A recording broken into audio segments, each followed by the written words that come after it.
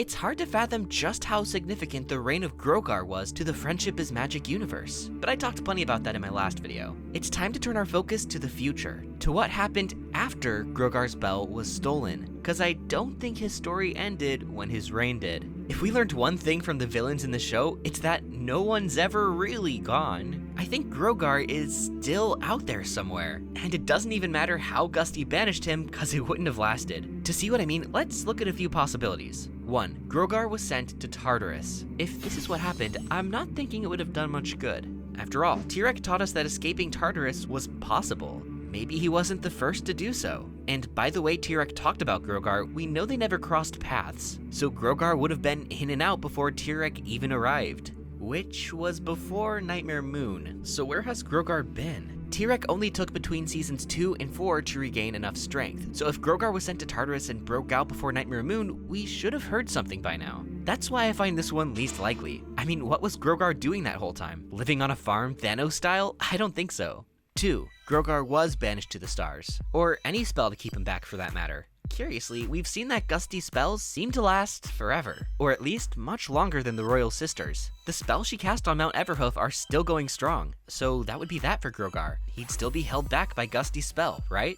Well, maybe not. I mentioned this in the Stars video. Remember in Season 8 when Cozy Glow sucked all the magic out of Equestria? As Dr. Wolf theorized, that may have been Grogar's window of opportunity. Sure, he came up with that before we found out Discord was acting as Grogar, but it could still apply to the true Grogar. Just like how Cerberus only needed to be away from his post momentarily for Tyrek to escape, the magic comprising Gusty's spell would only have to have been gone momentarily.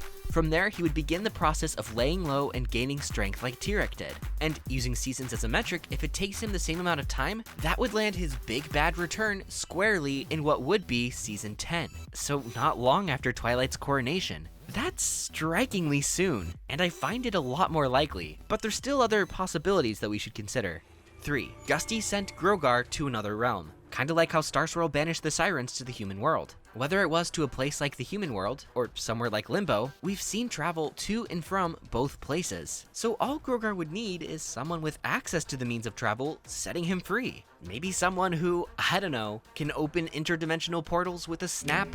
Someone with a tendency to bring back villains? Does that ring any bells? Pun very much intended. Yeah, if Grogar doesn't come back on his own, I think Discord is gonna bring him back. Season 9 wasn't the first time Discord put the main 6 through hardship just to teach them a lesson, so who says it'll be his last? Yeah, he was chastised just like before, but not punished, and everything worked out in the end. So did he really learn his lesson, or was the lesson that he could get away with it?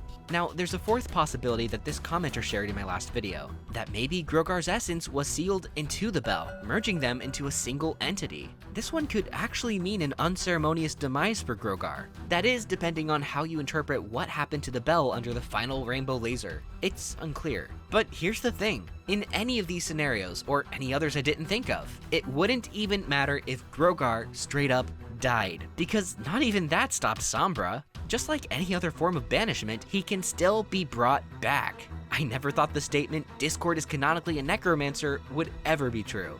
Regardless, one way or another, I bet Grogar's return is just a matter of time.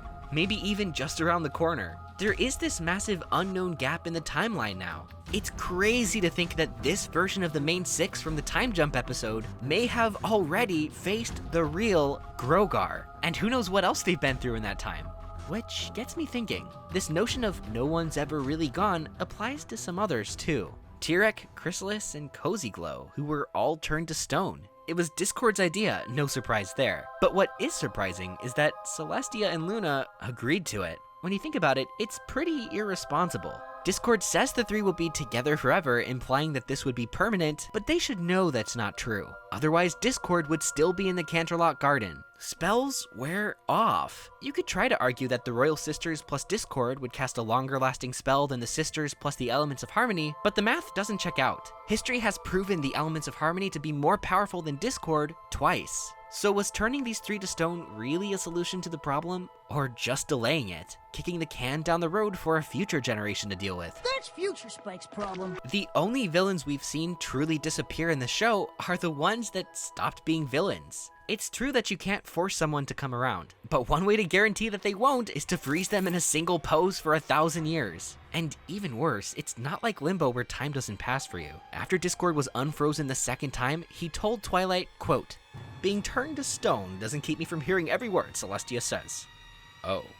So you're saying we have 3 vengefully vile villains frozen in place with all the time in the world to let it fester? Maybe not the best idea. Not only are they leaving the problem to the future, they're letting it snowball all the way down. No one's ever really gone, and when they finally unfreeze, well, the future better be in good hooves. The possibilities of what might happen to these 3 and to Grogar are endless and so much fun to speculate. Who knows if they'll overlap and team up for real this time, but sadly, as it's become a theme on this channel, we'll never know for sure. Anything else done by any of these characters will forever be off-screen. In the comics at best. But that's kind of the fun of it now. This 9-season show is a launching point for any and all headcanons and speculations. So share some of your own. Do you think any of these villains are coming back? Why or why not?